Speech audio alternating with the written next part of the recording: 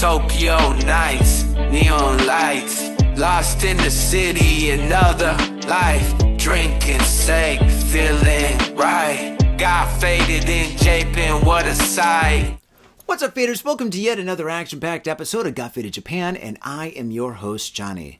And this is episode number 741, I believe. And faders, I've got some good news and bad news. The good news is, well, here we are. We're doing a podcast, and we're having fun together. Bad news is, well, gosh, man, I was supposed to hang out with Tom today, but Tom's busy with his kids, so here I am podcasting all by myself. All by myself, I'm just podcasting all by myself.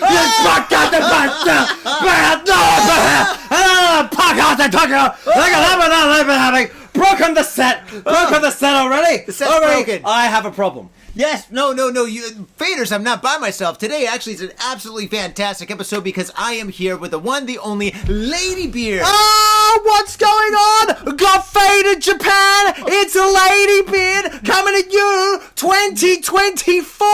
Shut the kitchen door. 2025. And keep this man alive. How you going, my man? How are you, brother? So good to see you. Dude, it's been a million years. It's been a long time, man. Good to see you, bro. Oh, it's good. We're going to see the cops in a second. I'm sure my see the neighbors, cops. my neighbors are going to call the cops. Call the cops when you see yeah. Ladybeard. Mr. Nagato upstairs will be like, Jordan, shut the fuck up. Are you drunk?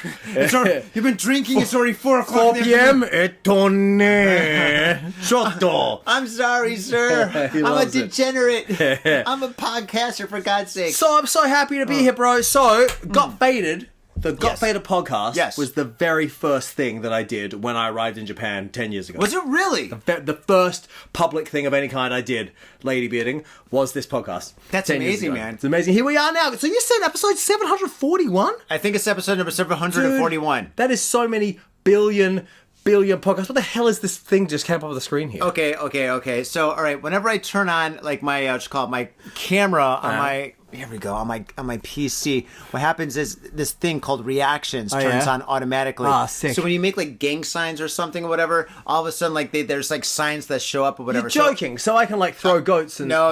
I just turned it off. Yeah. It doesn't do any of the cool ones like thumbs up, thumbs down, heart, really? happy face, you know? Heart. I could do a tiny heart. I This wonder is if popular that with the kids. Yeah. Tiny heart. Kind of Yeah. works. Yeah, like that kind of Yeah, man. So you the 741. I don't know what number my first one was, but it would have been back like, I don't know, 100 or something, right? Let's Surely. see here. The first one that you did was with Shank, so that means, and he left the show on episode 101, and it was in his third studio, which means it's got to be at least like episode 90? Damn, bro, it's amazing. Good job 90. on this podcast, bro. You're still going. Still very alive. impressive. So very impressive. So, dear viewers, let me tell you a fact that I got from watching a podcast. It turns out that allegedly 90% of people who start a podcast don't make it past episode 10. And Really? then of that 10%, 90% don't make it to episode 100. Yeah. So you are like a 1 percentile podcaster, my friend. Good job. It's very impressive. Yeah, actually, I started before Joe Rogan. Oh my God, really? Yeah. Oh, well, someone needs to get sued! Yeah, Really? I need real sponsors. No, I've got great sponsors. My sponsors are fantastic, but I mean like Coca-Cola, Adidas, Nike, Tesla. Where I you want at? the guys that give me like Where you at? millions and millions of dollars. Yeah, you had Elon on the podcast. It's totally reasonable that you're sponsoring you. Did I? Oh, Gosh. Yeah. Episode, 400 and that Yeah, one. that's right. Yeah. Come on, Elon, hook me up. Hook me up with some of that Tesla money. Delicious coffee. It's great coffee, huh? Oh, Faders, we're drinking coffee today. It's a coffee podcast. It's delicious. I gotta work on keeping my chin down on camera because I do this, my head looks huge. I gotta keep my chin down. There we go, look at that. Is it the angle of the camera? No, what's the angle of my face on the camera? You know what I'm saying? Okay. But like in this situation, this camera is beautiful. You got a wonderful setup here. You've got art I've destroyed. Yep. You got this lovely studio That you've destroyed. You got the cat. You got my boy Johnny. This is Ew. bananas. This is out of control. So Where's that cat? dude? Where's that cat? Yeah, bro, so the first thing I did in Japan was Got Faded. Yeah. And then we did another one like a year later or so, I think. We did it 2 years later. 2 years later. Yep. And now here we are, 10 years after the first years. one. Yeah, wow. This is bananas, bro. So, what's been happening? I've been podcasting. Good. A Excellent. lot. Good. Well, life is good. I'm doing the art thing. I've been Good. doing that for ages. I've got an exhibition coming up at Tokyo Art Tank Volume 11. Good. So that's absolutely fantastic. Faders in the commercial. Check it out. All the information's there. 27 artists, 5 rooms, big cafe, and lots of amazing artwork. 27 artists. Yeah, 27 artists. So the last one we had was 35 artists, I think. And 27 I think is a good number. You are well organized, because organizing anything is difficult. Like, just organizing yourself to go on a picnic is hard. But then organizing 27 different, not just people, but freaking artists who are they're the scatterbrained all worst. over the place. That's very impressive, bro. Good job. Thanks, man. Thank you. And speaking of impressive, man, your career has been absolutely impressive. Thank you, Since man. the first time we met to like now, you've been doing so many amazing things. Thank you, man. It's so great to meet somebody and then see how their career is like completely developed and exploded, and yours has just been absolutely beautiful. Thank you, And bro. the thing is, at first, like when I was thinking about like having you on the show, I was like thinking about like asking you about like your origin story and stuff or whatever. And I think every time that you do a podcast or an interview, you're always talking about your origin for like 5 minutes, right? No, I've got the And 20-second version condensed. do you That's really? right, yeah. Well, the thing is, though, I don't want to talk about your origin story on this podcast because we did that the first time you're on the show. That's right. And the second time you're on the show. Yep. And also, you have a podcast. I do. You do have a podcast. I've been listening to your podcast. Thank you. And on episode number 43 and 44, you break down the full, like, I think it's like 3 hours of your origin story. Yeah. Yeah, and it is absolutely amazing, Faders. Like, if you want to hear the origin story, which should be a movie, to be honest. Thanks, bro. This right here is a movie. It's Thank you, bro. literally a movie in the making, where basically it's about a guy doing martial arts that gets into like all sorts of like pro wrestling, and then the economy goes bad. He's trying to do acting, and then he goes to China and Hong Kong and all these other wonderful places, and it's just like the hard work and dedication, the highs and lows that you experience is just amazing. The grind. Thank you, man. You said the word the grind like a million times. Like I just had to keep on grinding and stuff. Oh, bro. Endless Until grind. until you became Ladybeard, and Yeah. actually Ladybeard exploded, and it's now you're good now. traveling the world doing so many amazing, beautiful things and making so many people around the world so happy. So Thank you, man. Yeah, I appreciate that, bro. Thank you. yeah, it's well, very no, it's nice to honest. hear. It's Bless you. honest, Thank you, So, homie. but yeah, so Faders, what I want you to do is I want you to go to iTunes, YouTube, wherever you get your podcast, and check out. It's called Cat with Beard from Japan podcast. Is that right? That's correct. That's Cat right. with Beard from Japan. Yep. And episode number 43 and 44 is where you're going to hear the in-depth story of Ladybeard, and it is absolutely spectacular. It's amazing. Thank you, man. Yeah. There's other episodes too, so you can also listen to them. Yeah, if you should want. start off with one. That's a good place to start. Yeah. Thanks, man. But so we're at episode, I think we're at 103 or so. Are you really? You're kicking our ass, bro. Wow. Oh my so we are gosh. also 1 percentile podcasters, but not like you are, my friend. You're 7 times what we've done. It's amazing. Yeah. Can you tell us about your podcast? Yeah.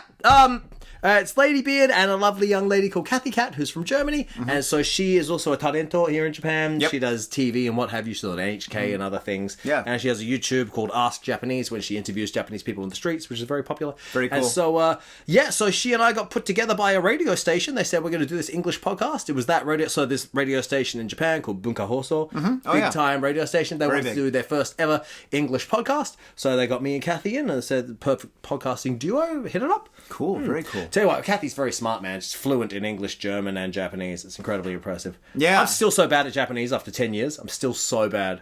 I just know bad words. But you've been here for like 72 years, yeah? I've been here for a while. Yeah. This is a fake. This face is a mask. This hair is fake. It's a toupee. It's like we said about Jim Carrey. He looks like Jim Carrey, right? The Mask? No. The Mask himself. Look at this lovely, handsome mask. Oh boy! Now every time I leave this place, they're gonna say that. Oh, really? Yeah, I get Like a glove. I'm going to pull that at you. No, What? I get got fit in Japan sometimes. I hear got fit in Japan. I'm like, hey, thank Good, you. do you? Yeah, sometimes. Good. Not every day. Really? Thank God. Someone But rides yeah. past on a bicycle and does that? No, I they usually say Danny DeVito. I'm like, no, Danny? I don't understand this Danny DeVito reference. What's going on? I think because I look like Danny DeVito. Do you? Isn't Danny DeVito a short, chubby man? Tell me one way in which you look like him. I'm short and chubby. Oh, all right. Very good. Very It's good. I the can see the personality. resemblance. All right, fair enough. I imagine like a German man riding past on like a penny farthing bicycle going, God fade to Japan, as he goes by. That's what I imagine. I would love that. I would love that. Gling, gling. Oh my gosh. I think Tom gets recognized more than me. He's taller. Yeah. Wow, that makes you stand out in Japan for sure. Oh god, he's big. Yeah. Yeah. He's a vertically gifted human being. Oh, totally. And now he's working in construction, right? Oh, good. So he's working in construction. Now his hands are all rough. His hands are like baseball gloves rough, really? you know? And then now he's getting like all these muscles. Like he's still like a big guy, but like he's got these muscles. He's just like, hey Johnny, check this out. Is this cancer? I'm like, no, dude, those are muscles. That's a bicep. That's what that is. That's awesome, man. He'd be like a barbarian or a Viking or something. Yo, dude, the guy's like a barbarian. Awesome. Yes. Yeah, we gotta hang with him. He sounds rad. Oh, yeah. Well, we gotta go like busy. rock throwing. I prefer axes. Oh my gosh. The cops turn up. What are you doing? We're just three men, one of us in a skirt, throwing rocks, throwing boulders. Carry on. Why would you do that? Well, look at Tom. How could you not throw a rock next to this man, right? I think the cops will start throwing rocks at him. Right, fair enough. Good point. Like, well, we gotta stop this madness. Yeah, they either throw the rock or roll the rock. It'd be rock and roll. Oh, God. There we go. Okay, next question. All right. All right. So your podcast is amazing. You guys are doing really good. Congratulations on number 100. Thank you, bro. Thank you. Absolutely spectacular. And when this goes to air, I really shouldn't do this.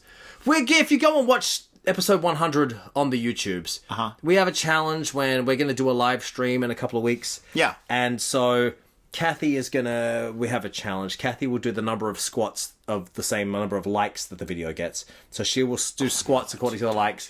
And I'm doing squats according to the views. So we're currently on 1,078 or something. So if you go and watch that video a bunch of times, then I'll be doing like 2,000 squats or something. So, dude, you're gonna break your muscles. I could. Well, and then the next day I've got to go DJ in another country. So, oh my gosh, you're DJing now. So what are you? Yeah. I mean, you're doing a lot of stuff. I do a lot of stuff. So the DJ thing, like you told me about that a couple of weeks ago. Yeah. And I'm like, DJ. So tell me about like being a DJ.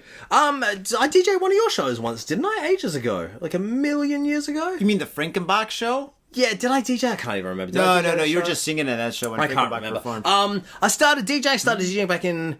Now, it's an interesting thing when you say DJ, because in this generation, plug in your phone and press play on your MP3 player kind of counts as a DJ, right? Anything counts. Yeah, but I learned to actually DJ on the machines. In 2018, I started doing that, and that's hilarious. It's quite, because so for the uninitiated, hello, my name's Ladybeard. I'm a cross-dressing pro wrestler and heavy metal singer from Australia. I've been based in Japan for the past 10 years, working all over the world. All right, so now that's out of the way. Now that's sorted out. So normally I do my idol show. I'm like a kawaii metal idol. So I'm in a group called Babybeard with two adorable young Japanese girls. So it's babies plus Ladybeard equals Babybeard. Very straightforward. Even for the most academically challenged, this makes sense. So normally what we do is we go on stage with me and the girls and we all dance and the girls will sing and I'll scream in the middle and this is our performance, And then always in the middle of the show some pro wrestler character comes on stage, takes issue with Ladybeard. Nice. We need to have the giant battle in the middle of this live music venue. I need to dispose of him and then get back to singing and dancing. It's very tough. Anyway, so that's what we usually do. But now with DJing, it's quite interesting because it's me by myself, so we don't have the girls there at this stage. That was part of the plan, but then we got ruined by the pandemic, basically. But so... It's me, and there's not the girls with me, but it's an interesting dynamic, the DJing, because you have to, when you're doing the live show, we work off tracks, we don't have a live band, So we're kind of at the mercy of a sound technician. Like a lot of the time, if something goes wrong with the equipment or a sound technician doesn't start things at the right time or something, we just have to improvise and figure it out on stage, right? These things happen sometimes. When you're DJing, that's my responsibility. So now if something goes wrong, I'm the idiot. So it's now I've got to work out all this music and then get up and dance and whatnot. Then get back down and work out the music for the next music. Get up and more dancing and so forth. So there's a lot going on. I'm very busy at this DJ show. I'm very busy. Very sounds busy. Like it. Remarkably busy. Now I'm the idiot. That sentence just defines Ladybeard's life. Now I'm the idiot. No, I don't think so. No, I'm the idiot. 100%, I am the idiot. This is like the blind leading the blind or something. So don't worry about it. But what kind of music are you DJing? It tends to... Well, I get booked for all kinds of different shows, so it depends on what the show is. So recently in Japan, we did Geki Rock, so that was a metal set, because Geki Rock is a metal establishment. Yeah. But then a lot of the time, I DJ overseas, so before before the pandemic, I was mainly DJing in mainland China, so it was a case of we were playing, nightclubs, like nightclubs. doing that kind of stuff? Yeah, so I had to play the EDM and the hard style and all that. All this, yeah. Dub step, all of this. Really? Yeah, all of this. Wow. Yeah. So, doing all that, and so it's, dear me. Do you DJ? I have a feeling you do that as well. Oh my goodness. Oh yeah, my DJ story. I started DJing when I was in college back in the day, and we used records back then, and I would scratch, and I played drum and bass. Yeah, that's why I have record coasters. I got records. I still got my turntables in the back. I can break them out. No joke, really? Yeah. I can Let's just do a live stream, the Got Faded Johnny session. Oh god, that would be funny. But that might actually be kind of cool. Anyway, but yeah, so I was DJing for a while. Then I organized like DJ events and stuff in San Francisco. I organized a lot of raves, and I actually kind of put myself through college by organizing raves. Oh, really? Yeah, organizing raves. Well, it was raves and nightclub events. Like I had like the second or third biggest like drum and bass hip hop event in San Francisco. No joke. For a while, yeah. It's called Melting Pot. I know Melting Pot. No. Maybe I'm sure there's a new Melting Pot. Okay, this was from like 1996 to 2001. Wow, man. Yeah. That's amazing. And hang on. So, organizing club nights, big money, enough to get you through college? Oh, dude, in San Francisco, you can make so much money back then. Maybe even now. I don't even know. I have no idea what the scene is now. But back then, yeah, dude. I mean, we had lines out the doors. I mean, I had one club that was working. I was organizing events at. It was like this huge mega club. And then I had like a warehouse in Oakland. And then I had like another club that had like 2 rooms in it that I did like 2 weekend events or weekday events like on Tuesday and Thursday. So yeah, I was doing all sorts of crazy stuff. Wow. And then when I came to Japan, I started like DJing at nightclubs like Yellow and Womb and let's see, Milk. A lot of clubs that aren't around anymore. Not because of me, of course, but so like I was organizing a lot of events and like DJing around Tokyo, and I'm going on a couple of tours and stuff. But then I just kind of like slowly moved forward to like live painting and artwork and stuff, and that kind of took over and took a lot of my time, and it's just like when you're working full time and you start like getting really involved in artwork and start doing other kind of like pursuits, you got to kind of let go of other pursuits, and it's just like I DJ'd for a while. I think the last time I DJ'd I think I was like 32 years old or something. No joke. But yeah, so I mean, my friends that still DJ, and still organize events, they're like, dude, you got to get back into DJing and stuff, dude. You're scratching, you're playing drum and bass. Nobody scratches and plays in drum and bass or anything. You got to do it, man. You got to get back. And I'm like, yeah. And just like last week, I was at one of my because I still organize tons of events like art exhibitions and rock and roll and music events and punk rock events. So I've kind of like expanded and stuff, but every so often somebody will ask me like, dude, you got to get back into it, like, dude, I'll book you, and I'm just like, oh yeah, I know, but so all right, so you can scratch on vinyl or use the CDJ on vinyl. Yeah. No joke. I have no idea how to use the CDJ. Really? No idea. Okay. I never really did. I did once. Like it was like 2004. My friends and I went down to not Nagoya. Where was it? It was Kobe. Went down to Kobe, and we're on the beach. And my friend's friend owned a beach bar. In the beach bar, there's like a turntable set, like a DJ setup. But it was like CDJs, right? Oh. And they're like, "Yo, you're a DJ. You should DJ." And I was like, "I don't know how to do this." And like, "Here, just play stuff," So I kind of figured it out. So I started playing music, and then all of a sudden, all these people started dancing, and I was just like, "Oh, great!" Because I was on vacation. I didn't want to DJ. Not anymore. Yeah, right. So for the next hour and a half, I was just like playing music, trying to figure it out and stuff. Trying not to train wreck or anything. So I did that, and so I did play at CDJs once. It is quite funny when you train wreck on stage, isn't it? Oh God, no, not at all, not at all. Because like once you do it a little bit, like the thing is, if you slip a little bit, right, where it's like like that. All the DJs know. So you can tell who's the DJs because all of a sudden the DJs, they start looking at you. I gotcha. And then once it gets really bad, like a real train wreck, then everybody stops dancing. You hear, "You suck!" You're like, oh no. I just call it for myself first. If I train wreck, I'll just get the mic and go, "Well, that was terrible." And we'll just try and move on, just try and get past it. You could do that, but me, I couldn't get away with it. Oh, of course you can. You just bust out some Ace Ventura line. You'll be fine. Oh God, I'm never gonna live that down. I prefer Danny DeVito, by the way, faders. So, I still don't understand this Danny DeVito. My image of him is with him and Arnold in Twins, and frankly, you don't resemble that at all. I think it's the personality. Okay, well, fair enough. Yeah. Always Sunny in Philadelphia. Yeah, okay, I guess I can kind of see that, eh? All right, fair I enough. pulled out my guns. So, all right, man. So you're DJ McDJ, but you don't do the DJ McDJ anymore. But I got to tell you, it's very impressive that you have this skill set of being able to organize events, because that is very, very tough work. Oh, yeah. Very tough work. I've got like 5 events in the workings, but right now, dude, this is crazy. Tokyo Art Tank is like a 1-week exhibition, right? And so that itself is an event. But on every single day, I have events. So, for example, on Monday, I've got a cocktail party, like a meet and greet with the artist. On Tuesday, I've got a poetry reading and artwork, right? So it's like people are going to do poetry reading with the artwork and stuff. And then on the next day, I've got art and yoga classes, and then I got a film festival. Oh, wow. And then the next day, I've got drawing classes, like all day. And then the next day after that, I've got watercolor painting, and then I've got bands, like 6 bands performing. Then on the next day, I've got DJs performing, but they're I guess, what's it called? It's like this new kind of like a glitch DJ kind of thing. Anyway, it's this weird thing. And then on Sunday, the final day, I've got kids that are going to show up. It's like this kids crew that DJs. So these kids show up and they're like anywhere from 8 to 12 years old. And then they DJ with 45 records, like records the size of like my coasters right here, which is pretty crazy. And everyone's like asking me like, why are you doing all this? I'm like, because, man, when you go to an art exhibition, or an art gallery, it's completely empty except for on the opening party or the closing party. Oh, true that. All throughout the week, nobody shows up, nobody sells any artwork, and it's boring, right? I see. But for me, I bring people in every single day of the week. And then, you know what the thing is?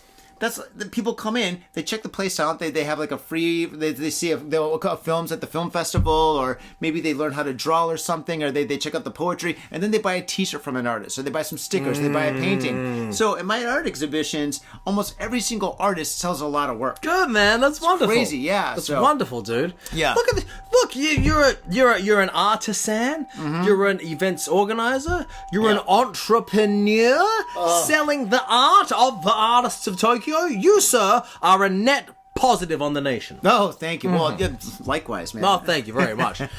So all right, yeah. So you're DJing, and you're DJing in many different countries, which I think is absolutely awesome. Thanks, man. And then you're all right. So tell me about Babybeard. Yes, so let's talk about Babybeard. So dude, Babybeard is awesome. I love your, Thanks, I love your music. I love the music videos. I think you're doing some amazing stuff. The concerts are really cool. So tell me about Babybeard. All right, so I'm in this idol group, to use the Japanese expression, idol group, this Japanese pop group, with these 2 adorable young ladies, Suzu and Mari. Very talented. Thank you very much. That's very kind of you. Yeah, so it's wonderful. So I got stuck in a different group that looked just like this back in 2015 or something, and that group blew up all over the world, went very well. We had a song called Nippon Manju, which blew up on the internet, and that went very, very well. That group came apart because with the BS and the politics and all that, but then came apart, but it was made very clear to me by all my fans and whatnot, the fans wanted to see me do that again. So once we were in a position with the politics and that we said, all right, cool, let's get 2 new girls and we'll make a new group, and that's Babybeard, and it's excellent. Yeah, so it's a different thing being a solo artist with a pair of backup dancers versus being in a 3-person group. Because you see a lot of groups on stage, a lot of dance groups or pop groups or whatnot, and they're not really groups. They're like, 3 individuals all doing their own thing. Sort of, maybe, approximately the same. Yeah. But actually being a group is very hard. Like, everyone operating as a unit. Yeah. And trying to, put their own ego aside for the sake of the performance and whatnot. Oh, Ladybeard, that's actually very hard. That's actually very hard to make that happen. Here's what's up. If everyone does the exact same thing at the exact same time, it looks awesome. Like, you see, especially because I'm, big, hairy mother lover, and the girls, these 2 sweet, adorable little girls. If we get it right, it really looks amazing, right? Yeah. But the problem is, it's, getting from 0 to 60 is kind of easy enough. Anyone can do it. Getting from 60 to 90 is much, much harder. Now, getting that last 10%, so it's really, really good, is very, very hard. So it requires a lot of rehearsal, a lot of frustration. Everyone's always like, damn it! So it's very hard. But I'm like, I get so proud, right? Because when we do a good job, you can see it, and you're like, good, excellent, perfect, right? Yeah. Oh so my gosh. Please go and check us out. Babybeard is at Babybeard_Japan. While you're there, go to Ladybeard at Ladybeard_Japan. And got faded Japan. Hey, I got it right here. Hey. No, does your cat have an Instagram? Does my cat? She does. What is it? Shasha? It's Joshua the cat. Yep. But yeah, she's got a little Instagram. Oh, she's so cute. Isn't she adorable? We came in and Zsa Zsa looked so upset that we had disturbed her slumber. She's like, I was sleeping. I was sleeping. I was sleeping. She was Can I get some snacks? Can I get some? Give me some snacks. You got to give some snacks. I want a snack. Where's my snack? Come on, give me a snack. Now I am starting to see the DeVito. Yeah, the DeVito comes out. Yeah. The DV. Yeah. I should say that. That's a bad connotation, doesn't it? All right, we're gonna have to cut that out. Yeah, we have to cut that 100%. My goodness. Oh boy. Yeah. So Baby Beard's very good. So I'm sorry, I totally interrupted when you tried to start a sentence. No, please. No. You're here to talk. I'm here to chill. We just came back from Boston, which was this Did you really? Yeah. Love Boston. Great people in Boston. Wonderful. Yeah. It was this group's first ever show in the United States. Are you serious? I've been there many times to perform, but for the group, it was our first time. It was wonderful. We went to Anime Boston. Wow. We had a wonderful time. Everyone who came to Anime Boston, thank you so much. We had a wonderful time with you. Cool. Wow. Arigato. Yeah. It's good. So we're all over the frickin' world now. That's great. The world, this world, that world, the next world.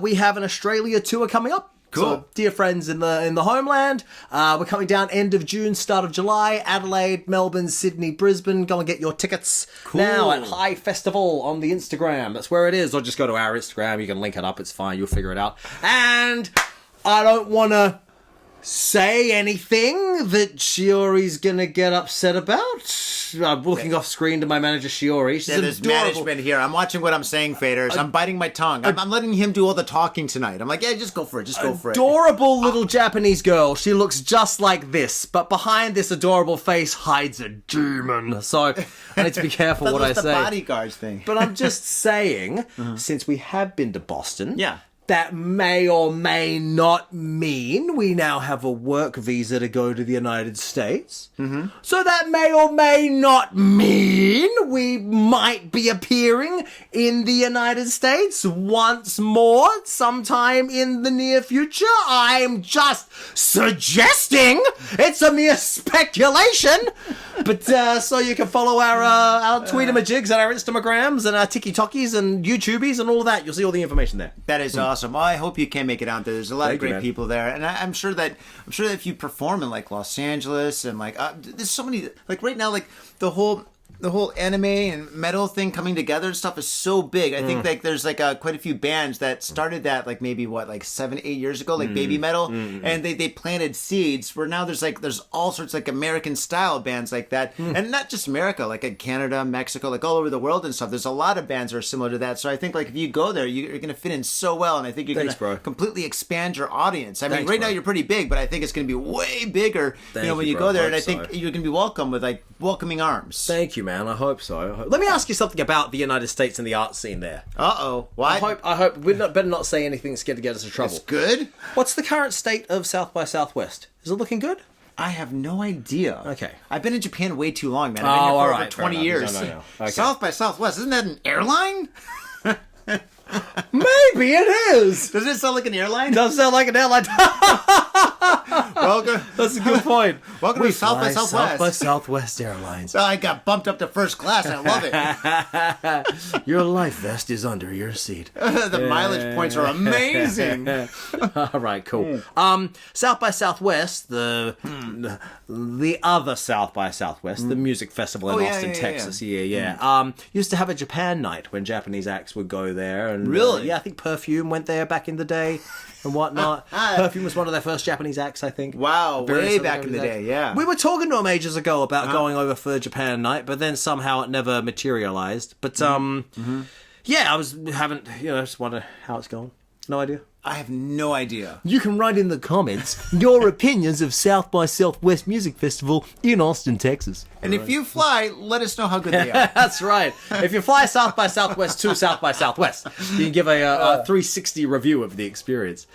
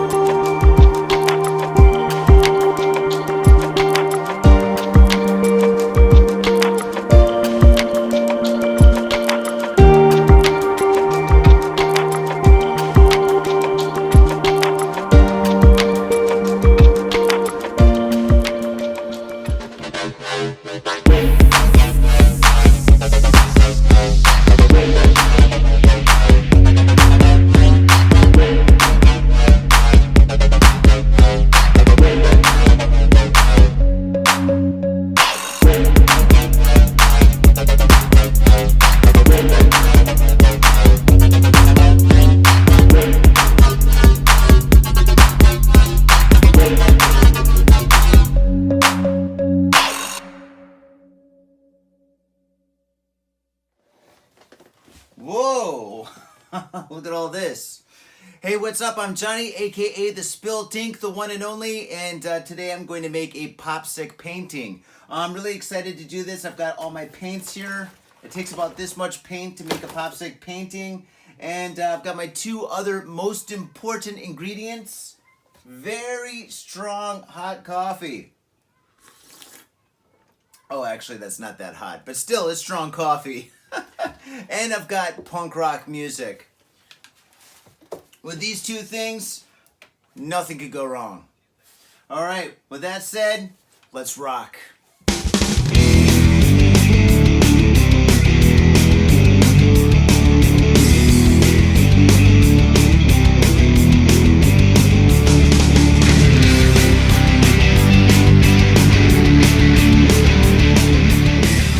Just remind me, where are you from in the United States? I grew up in Michigan, and then I lived in California.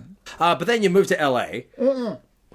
San Francisco. We're just messing up my location. We're going to change my whole history. California. Sorry, I am California, Danny DeVito. I'm from Philadelphia, where it's always sunny. Apparently. I've been to Philadelphia once, and it was raining, actually. It was terrible weather there. People were great. Have you actually been to Philadelphia? Yeah. Because I haven't. Really? And, yeah, tell me about it. It's just like Pittsburgh, but bigger. I've never been to Pittsburgh either. Okay, well, it's just like Los Angeles, but completely different. If you've ever been to Los Angeles, just flip it. And you're just like, aha, Philadelphia. They are famous for their cheese. Are they not? That's Wisconsin. No, Philadelphia. Do you have a Philadelphia steak and cheese, something, Philly cheese? Philly cheese. Cheeseburger. Yeah, that's it. Yeah, it's a sandwich. They got a sandwich over there. Sandwich. Yeah. There you go. Yeah. Ladybeard knows things. He's more American than me at this point. Right, because Bill Burr got famous in Philadelphia when he had that clip when he just gave the audience a hard time. Oh, yes, I know all about that. Yes. Yeah. So I was under the impression that Philly audiences were, not necessarily particularly kind to performers. The thing is, I think that's more of a New York thing. Really? Well, actually, to be honest, I have no idea. Okay. I have no idea. Let's see, okay, actually, we shouldn't talk about bad audiences. Let's talk about good audiences. Well, I only say this because Bill Burr did this thingamajig, and around this, there seemed to be some reputation of Philadelphia, when everyone's like, well, when you do your show in Philadelphia, Philly audiences. Well, I'm like, I don't know Philly audiences. It's a tough city, though. It really is, yeah. As in, it's like a hard place to live. Yeah, it's a tough city, yeah. What's snowy or rainy, or what's up? Well, it's got the tough weather, tough people, the crime is kind of out of control. Oh, is that right? Yeah, it's pretty bad. Yeah. Really, in Philly? Yeah. It's got a reputation. Yeah, so it makes Detroit look good. Really? Come to Detroit. We've got the Tigers, and the Lions are not too bad right now.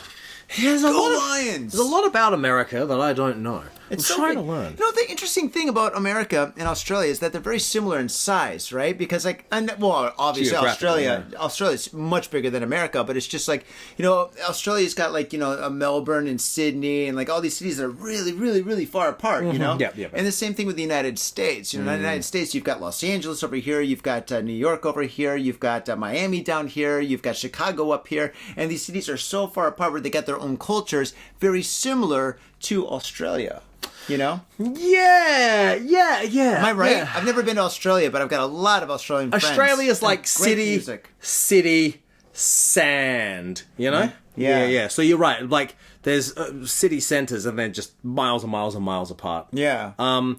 Right, okay, so the US is a similar gimmick. I see. And also you got 50 frickin' states, so Americans talk about America like each state is a different country, So kind of trying to understand. It's interesting. Yeah, America, I mean, when you go from city to city to city, of course, it's connected because every city has a McDonald's and a Starbucks and a Walgreens or whatnot at this point, but it's still different culture, Right. Different culture. Whenever there's a different baseball team, it's a different culture. Fair enough. Yeah, that's another thing. You guys are very passionate about your sport, aren't you? Oh, yeah. They go crazy about that stuff, yeah. Really? No, yeah. Which band was it? Was it Meshuggah or someone or other? Was somewhere in the United States, and they gave a shout out to a rival city's baseball team. And the stage got mobbed. Yeah, you don't want to do that. Yeah. Yeah, especially with Boston. Boston, really? Oh, they love their sports over there. Do they? Oh, they do. They do. Oh, yeah. Boston, yeah. Right. Actually, the first baseball team was the Red Sox. The first baseball team? First baseball. They call it the Red Kinkers or whatever. What's the old name for socks? I don't know. Red Sox. Knickerbockers? Maybe that was it. But socks was easier to say. Socks is easier to say, isn't it? That's a cat appropriate name, isn't it? Come here, little tender socks, you know? Tender socks. Yeah, little tender socks. That also sounds like something you get at KFC too, though. Yeah, I'm getting hungry now. Yeah, some fried Not tender for socks cats. after dinner. Not for cats. For socks. For socks, that's right. Were they called the Red Sox because they played baseball so hard that their feet bled and their socks turned red? I love the way you think. No. I think they just wore red socks. Oh, that's it. Oh, all right. The management's like, hey guys, we don't have any money for white socks. We're really sorry. But my wife, she loves to knit, so I got red socks. She's also colorblind. Can you do a solid? Come on, hook me up. I'm the coach. I'm the man. Just hook me up. You just wear the socks. Just wear the socks. All right, Sammy. Wear your socks. They came up with the red socks. I love it. That's good. Yeah, and people in Boston were telling us it's a passionate sports city. Oh yeah. Sport and university. Oh yeah. Because they got MIT and they got Harvard and that.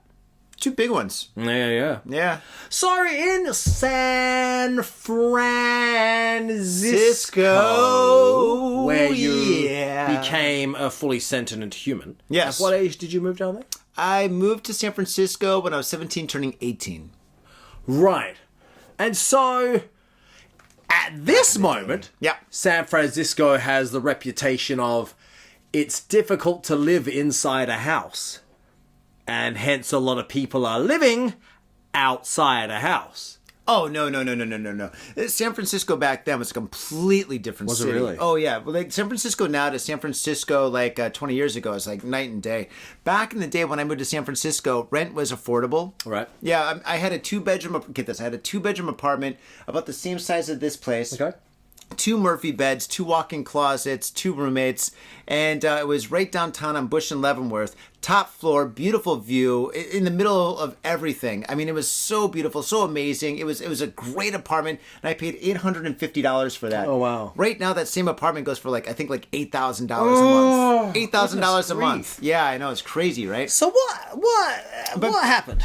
The IT business came in. Now, San Francisco is a small city, right? And it's a peninsula. It's surrounded by water, right? Okay. So it can't get any bigger. And a lot of the buildings there are vintage. The buildings are from 1912, right after the earthquake. So the thing is, it's just those buildings you can't tear them down because they're classics, right? They're protected. Yeah. And but when I lived in San Francisco was not like a tech city. It was kind of like a .com city at the beginning, but it was more for artists, poets, musicians, writers, a lot of comedians. Heavy metal. Metallica is from San Francisco. Oh, I didn't realize that. Yeah. Oh. So, it was a great city. There were so many interesting, cool people there. It was so fantastic. You could go to any cafe or bar in the city, sit down and have a conversation with somebody that's going to blow your mind. Somebody start talking about maybe Wilmus Burroughs or Jack Kerouac or somebody that knew them or is related to them and stuff because the whole beatnik thing kind of took off there too. There's what's the name of the record? Well, whatever. But so San Francisco is an amazing place when I lived there. And then when things kind of went sour, that's when I GTFO and came to Tokyo. So, was it post-financial crisis, the tech industry moved in and just brought so much money in that they pushed up the price of everything? So and that's exactly what happened, yeah. And of course you can't expand because it's a peninsula. Yeah. So, but why did more people not leave the city? Well, people did move the city. They moved to Oakland and the suburbs. But then the Oakland and the suburbs became extremely expensive They got too. pushed up too, so it keeps getting pushed out further and further. Yeah. So people, they all start, a lot of my friends started moving out of San Francisco, actually out of the whole area. They moved to Austin, or they moved to they moved back home, or some of them moved to Detroit where you can buy a house for $10 or something, So, yeah, which is cool. Right. Some of them moved to Tokyo. Did there end up being any... I think the answer's no, but you can answer better than I do. Did there end up being a suburban sprawl from San Fran that joined that of LA and it just became one long suburban sprawl in the end? No. The distance between San Francisco and Los Angeles is very similar to Tokyo and Osaka. Oh, okay. Yeah. So it's kind of about that far, I think. It's quite a long way. But if the city's, if both of them kept expanding, you know what I'm saying, from the same problem, then you would think eventually they'd meld. Yokohama and Tokyo, where it kind of bleeds over. Yeah. The only thing that separates it is the Tamagawa River. Yeah, exactly. That old Tamagotchi River. Yeah. Beautiful river. It is a nice river. I see. Right. And now, but then, San Fran, things are great. Yeah. Something happens, things deteriorate. Why did you say I'm going to go to Japan of all places? Well, I feel like this is my interview. Maybe it is. Look what Ladybeard did. I flipped it. That's what I did. The old switcheroo. Wow, I love it. Let's see, why Tokyo? I had 2 Japanese roommates, and I used to DJ and organize nightclubs and stuff like that. So through my Japanese roommates, I met a lot of Japanese DJs, right? And then some of my best friends were Japanese DJs. And after the .com bubble burst and like all my friends graduated, all my Japanese friends graduated, they returned back to Japan.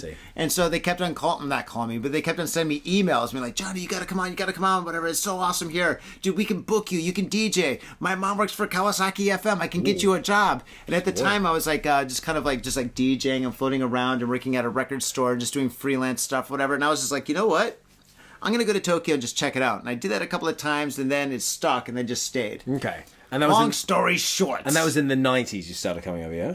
Yeah, I came here first in 1998. And Tokyo was a different Tokyo back then. I was going to say, it must have, Tokyo would have been a totally different place back then. So much better back then. You have no idea, faders. But that was... No idea. It was awesome. And I lived through it. It was great. I almost died a couple of times, but here I am. But did you get here for the end of the bubble?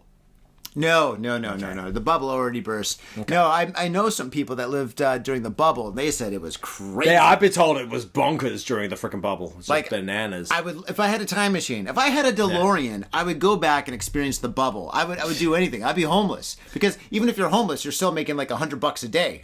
Jeez. I was watching a documentary about it. Yeah, and this woman is saying it felt like a magical time, like money was just emerging from the footpath and falling from the trees. There was just money for everyone in the air, always, everywhere. Yeah, people used to tip. Yeah, right. Yeah. There's also a culture apparently in the bubble when if you wanted a taxi, you just hold out an ichiman yen bill and just wave it to the street. Ichiman yen, yeah, whatever. What is that? I don't need your peasant money. I don't know why Japanese taxi driver talks like this, but hey, sometimes you watch a video, you get accent. Oh man, yeah. So, but yeah, I wasn't here for the bubble. I was here right after the bubble. But yeah, it's still been bananas though. No, yeah. There's like Yamamba all over the place. Yamamba. What's Yamamba? Oh, Ladybeard, you're letting me down. Do you remember Yamamba? Talking to you. Yeah, Yamamba. Yes. All right. They were the girls that would wear these buffalo boots, which were sneakers that made them at least like a foot taller. Okay. And they would wear these like kind of like psychedelic Hawaiian outfits by a company called Elba Rosa, and they would tan their skin or paint or use makeup and make their skin super dark, and then they would have white panda makeup around their eyes. Yeah, I know these girls. Yeah. Pink hair, blue hair and stuff. Their teeth would be rotten out because they're smoking cigarettes nonstop all day. Yeah, and they'd be hanging out in Senta-gai all over Shibuya. Yeah. There's like a magazine called Egg Magazine, and that was like focused, and it was actually focused just for Yamamba girls.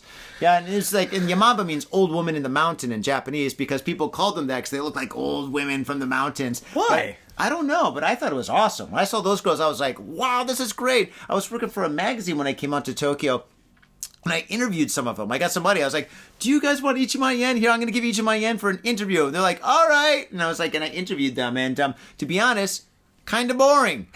I'm really? Like, what do you do every day? What's the purpose behind this? Oh, we think the fashion's really cool. What do you do every day? Smoke cigarettes. Yeah, sometimes we drink on the street and hang out with our friends and play with our phones. I'm like, that's it?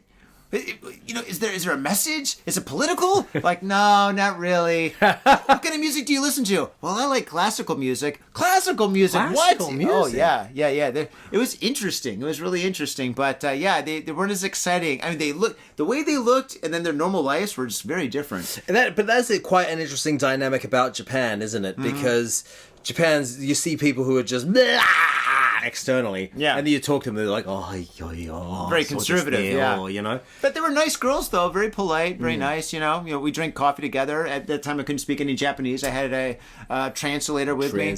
Even the translator is like, God, they're kind of boring. I'm like, poor girls. Yeah. They'd be ladies in their 50s now. Oh, probably older than that. Really? Yeah. Do you have a shout out for them? You got anything to say to them? If Mrs. Nakamura is watching this, former Mamba. Yamamba. Yamamba. Yamamba. Former Yamamba. My mamba, your mamba. I'm Exactly. mamba. Who's Everybody's the a mamba? mamba. What's the matter with you? Okay, they were Italian.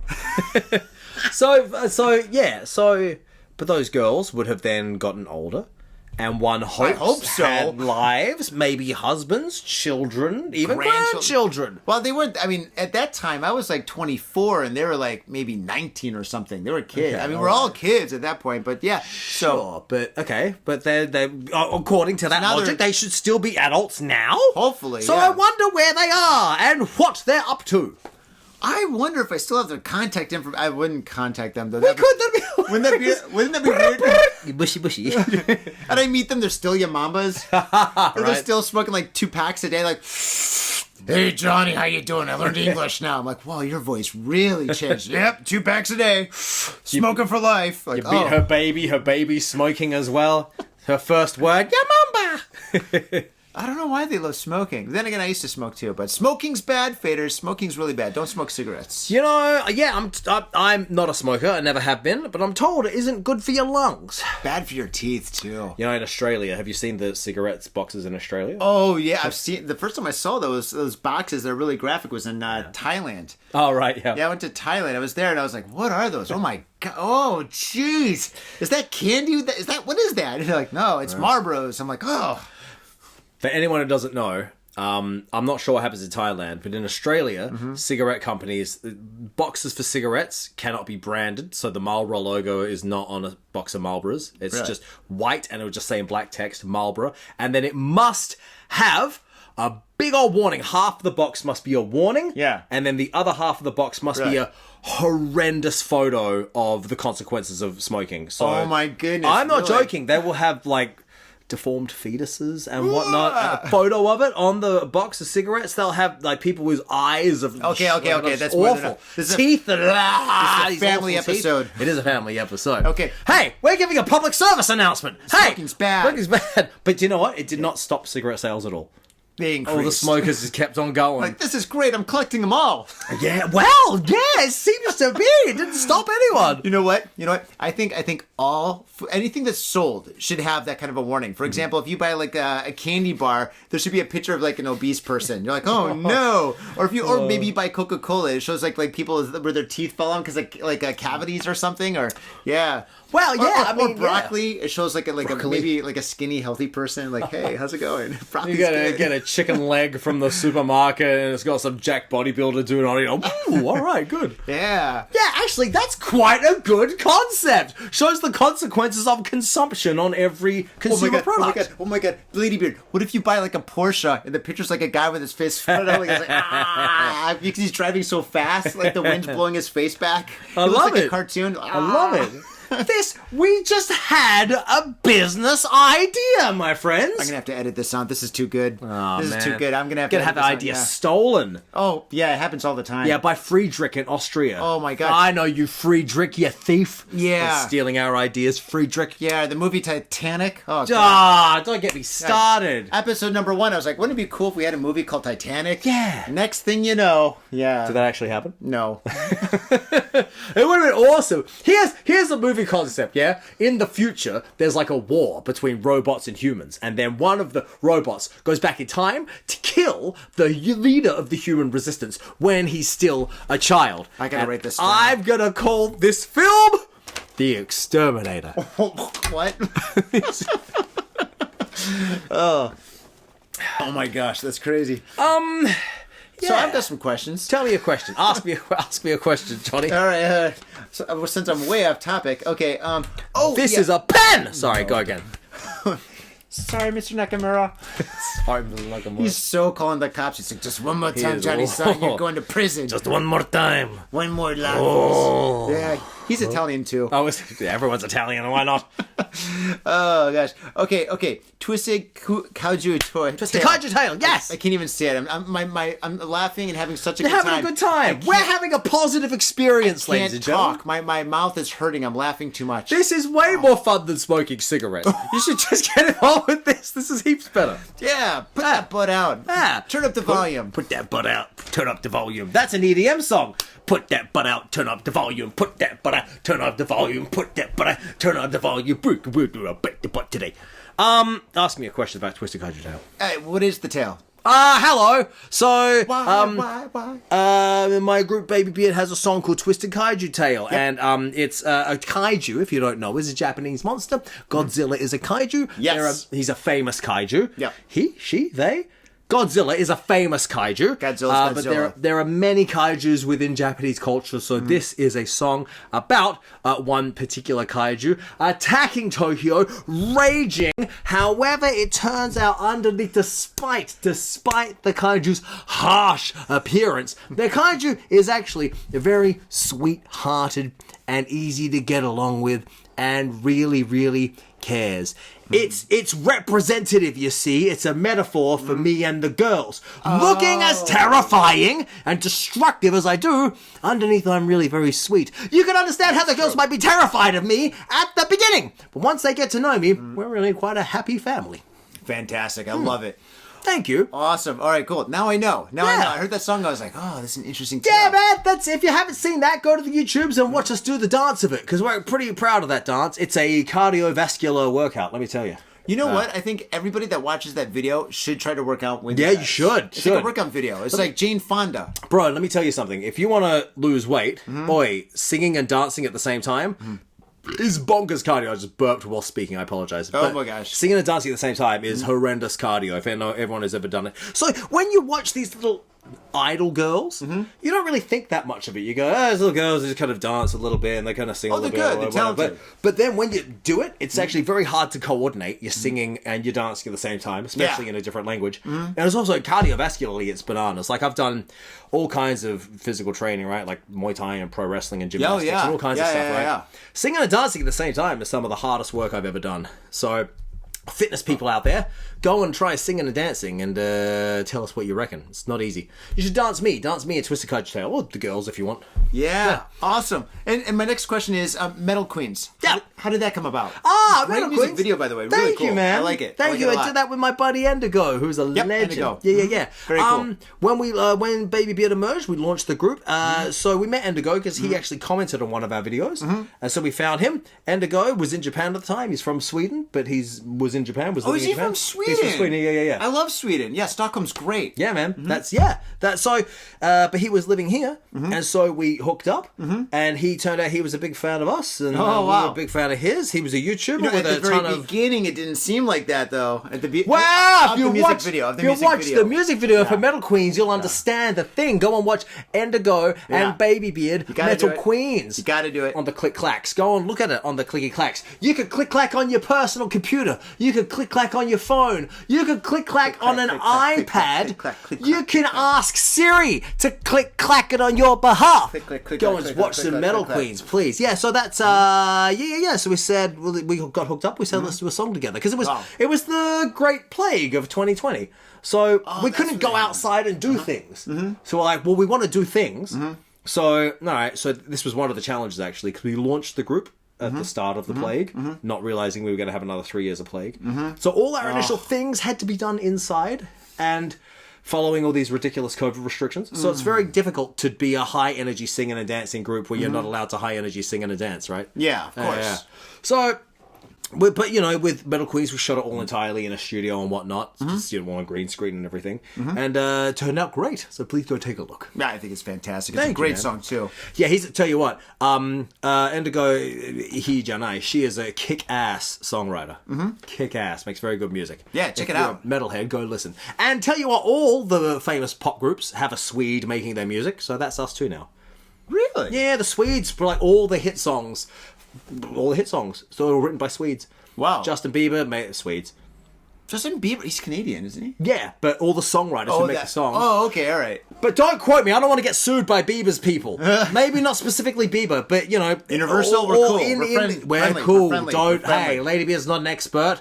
This is not economic advice. But financial advice. There's not financial advice, but yeah, all the big pop stars, their songs are made by Swedes. So now our songs are made by Swedes too. It's very important. The Backstreet Boys, songs done by Swedes. No That kidding. whole generation, Spice Girls, I think, Swedes. Really? You think it's so. because like the culture up there? They got beautiful furniture and great candy. Have you ever had Swedish candy? I've had those, the ones you get Turkish from Ikea. pepper? Damn! You know those ones? The Turkish pepper is the ones I like. I It's don't like, know Turkish pepper. It's like spicy black licorice. I don't like black licorice, but I like Oh, the yeah, I Turkish have had pepper. those things. Those are delicious. Yeah. Good stuff. Damn! You know that one, yeah? DAIM? Damn! DAIM. Was that an acronym? No, that's a Swedish candy. Damn! Oh, okay, all right. Damn! Am I learning new Babybeard slang or something? What's going Maybe on? that's the next song. Damn! Damn, Sweden! You spend too much time in the States. Damn, Sweden. Damn! But it's spelled, the name of the candy is DAIM. So I'm sorry in Swedish it's like damn or something like that, right? Damn, it tastes good. Exactly, it'd be something like that, right? It is very good. It'll mean like sweet happiness or something. I'm in sorry, Swedish. Mr. Nakamura. Sorry, Mr. Nakamura. Oh, man. Okay. Swedish is good. They do that. They do that in Swedish. It's good. They do. I They love do. it. All right. Speaking of your band, Yeah. how do you challenge your audience? Oh my lord! How do I challenge my audience? Yeah, how by do you making challenge your them audience? sit through an hour of the nonsense I put on stage in front of them. That's how. I don't think anyone's ever asked me that question before. How do I challenge the audience? Well, I wanted to ask you a couple of questions that nobody's ever asked you. I got a couple more up my sleeve. That's for sure. And a question no one's ever asked. I'm not sure. I don't think we really go out of our way to challenge the audience. We're trying to give the audience a good time. Yeah. So I guess if you're not into good times, then that could be a challenge. So I'm here to pout. Well, that happens. That happens sometimes. She always getting my attention. Maybe like not to film on the phone, but enjoy themselves. Oh, that's a great point. And my manager, Shiori, she says, we challenge the audience to, instead of filming on the phone when you're at the show, because this generation, everyone has to film everything. Oh, I film it. We're filming right now. Yeah, but people if people go to a concert or one, everyone has to film it. So you see videos of live shows now, and back, 20 years ago, it was mosh pits and everyone's going insane. And now it's like 1,000 people with their phones held up, right? So maybe we challenge the audience to put your phone down for a second and get involved in the live interaction experience we're having right in front of you. I like that. Because human life is happening right in front of you, my friends. The phone, I know it's an absorbing world that sucks you into a new universe, but the real world, the tactile world, human life is right here in front of you, and it's actually kind of cool. So maybe try that at the Babybeard show. Get involved in real life. You know what? I think if you had like a no phone audience, like if you're just like, okay, there's no filming, everybody put the phone down, or maybe they got to check them in or something, maybe more people will dance. Because the thing is, it's just like if I'm dancing and somebody's filming me, I'm like, oh, I don't want to be that that's guy. exactly right. I don't want to be that guy. Exactly Because right. I dance like Elaine from Seinfeld. Oh, do you? Yeah. My thumbs are around. I do the little karate kick. Awesome. She was a very good dancer, Elaine from Seinfeld. Yeah, it's the filming now. So now, okay, this generation is just going to have their own way of experiencing the world, I suppose. But when I was younger, a lot of kind of who I became, but professionally and artistically, sort of developed from having the freedom to be able to go out in public, do something silly, and never see these people again. Do you know what I'm saying? Oh, thank God, the good old days. But now, just anytime you do anything slightly unusual, someone's filming you straight away, and it's on the internet instantly, right? Oh, God, yeah. So, now this generation, they're going to figure it out, and it's, for them it's a communication tool and so forth. But I really do say, thank goodness we didn't have it, because I wouldn't have been able to develop in the same way that I have, Oh, yeah. Oh, jeez, yeah. Oh, gosh, I'm just thinking of all the dumb things I did when I was a kid. Bro, don't get me started, man. Imagine if that had been immortalized on camera. Oh, God. Okay, next question. Just. All right, here we go. Now that I'm all weird. Okay, all right, tell us something that you've never said on air before. Oh, my goodness. Something I've never said on air before. Yes. You've heard it here first on Got Faded Japan. A secret. There's a varicose vein in my left calf. That's awesome. Yeah, thanks. There you go. All right, that's exactly what I was looking for. I'll show it to you if you like. No, it might I be don't a bit want to of see any veins below you the want to see belt. my varicose vein? No. Is it a varicose vein? One of the ones that pops out a little bit? Where's it gone? I'll try and show it to you. Where's it gone? You can see my varicose. There he is. Oh, my gosh. Is that a varicose Hi, vein? little guy. You want to poke it? No, I don't want to touch it. Poke my No. vein. No, I don't want to touch it. Go. Yeah, Get okay. your Can I poke it with Get the pen? involved. There we go. I'll poke it. Don't stab me. Oh, You're gonna. okay, sorry, I'm sorry. gonna bleed to death if you stab me in the vein. Oh, I don't want to do that. Yeah. Sure, is that a varicose vein or does that have a different name? One of those little pop-out veins? I don't know. It's awesome. I love it so much. Yeah. I'm so pro varicose vein. Yeah, I got one in my neck. Varicose vein sounds like a black metal band. Oh, there you go. It's a varicose vein. There you go. Yeah. I love a varicose vein. See, I'm poking yours. Yeah. I'll poke yours if you poke mine. I don't poke anybody below the belt. I love a varicose vein. Varicose vein sounds like a metal band, doesn't it? If I had a DeLorean and I went back in time when I was in a punk rock band in high school, Yep. I would have changed the name. Oh, yeah. Yep. Star the San generics. Francisco. Bad. Oh, the generics of you called? Yeah, well, okay, we were like the generic rubber bands, and we covered our instruments with rubber bands, and then we'd flick them at the audience, you know? No joke, really? With pretty much our friends in the garage. You would take out an eye. Oh, we tried. Take out an eye would also be a metal band. Take out Oh an my eye. god, if I had another DeLorean. If I had 2 DeLoreans. Oh my goodness. All right, and do you still wrestle? Yep, still wrestle. So I'm a pro wrestler. In case we didn't cover that before, I'm a pro wrestler. So yeah, I think the first time I got faded, I was here in my bikini, wasn't I? Yeah, my wrestling the bikini, pink and white one. Yeah, you that's body what I'm wearing slammed in the me. ring. Yeah, I did body slam you. That's right. That was awesome. I body slammed you. That's done that great. 3 times. Yes, we haven't body slammed you today. No, well, not yet. Yeah, you did. Oh. Stay till the end of the episode. Oh, hey. Yeah, no, I still wrestle. So I spent 5 years with DDT Pro, which is a wrestling company in Japan, famous pro wrestling company. Very awesome. And then Very everything got rejiggered with the Great Plague. So I'm not in DDT anymore. I freelance, but that's fine because now that means I'm sort of allowed a certain level of, I guess, freedom. I guess that I didn't have before. So now I wrestle all over the place. I wrestle around the world and whatnot. That's so great. yeah, it's great. So yeah, so I'm not gonna tell you where the next match is because it hasn't been announced yet. But it's gonna be future time from now. This year, I'll be in a Tomorrow? match in a place that I won't say right now. Yeah, but I was still wrestling. It's good. Very cool. Thank Very you. cool. Very It's good. cool. It's good. And let's see, what's next for Ladybeard? World domination. So You know what I thought was going to be next? Well, actually, you tell what you think is going to be, or what is next, and then I'll tell you what I think you should do. If you want to get off the beaten path at Tokyo and have an unforgettable experience in Japan, well then, Gamuso welcomes you. Have a drink, enjoy a conversation, and make new friends with the locals at Gamuso. Gamuso provides fun and entertainment of all kinds, from live bands, stand-up comedy performances, to art exhibitions. There's always something exciting happening at Gamuso. Gamuso is located in the heart of Tokyo and just a comfortable 3-minute walk from Asagaya. So come on down to Gamuso. We look forward to meeting you.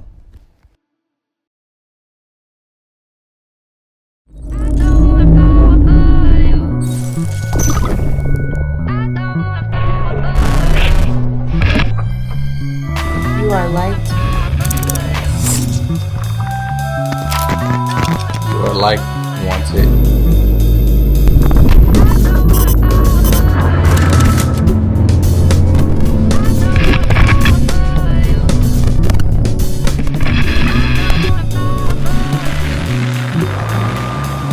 You are liked, wanted, and loved.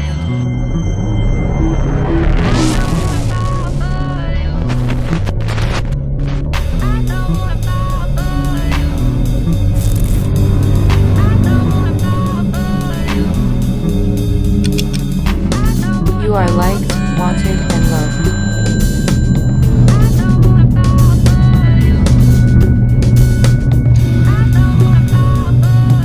Okay, well, right now we're focusing on the groups, my group Babybeard. So we got this year's all touring, bro. We are all over the place. So, like I said earlier, we may or may not be returning to the United States. Pure speculation. This year, Americans, check out Thingamajig. Australia tour halfway through the year. So Aussies, get excited. I can't wait. Boom. A lot of other things which have not been announced yet, so I can't tell you. But other physical places where we're hoping to go on an aeroplane or similar facsimile, perform South a by show Southwest. for you. Hey, South by Southwest.